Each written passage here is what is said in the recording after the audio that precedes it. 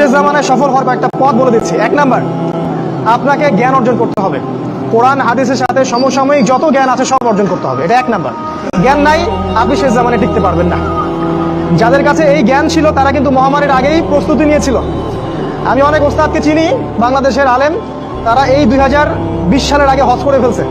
তারা আগেই বুঝতে পারছে 20 সালে কিছু একটা হবে, 20 সালে পৃথিবীতে কিছু একটা হবে, তারা আগেই বুঝতে পারছে। কারণ শেষ জামানার পড়াশোনা করেছেন তারা, কার পর কি হতে যাচ্ছে এটা তারা বুঝতে পারছেন, অনুমান করতে পারছেন। তাই জ্ঞান ছাড়া আপনি শেষ জামানায় টিকতে পারবেন না ভাই। জ্ঞান অর্জন করুন, 1 নাম্বার। 2 নাম্বার, জ্ঞান অনুযায়ী আমল করেন।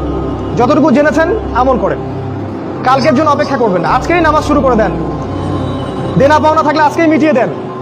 আজকেই পরিবারের সবাইকে ডেকে ওয়াজ করেন, নসিহত করেন যে দেখো সামনের দিনগুলো ভয়ঙ্কর, আমাদের জীবনকে গোছাতে হবে। যা করেছি তওবা করে আল্লাহর কাছে ফিরে আসেন।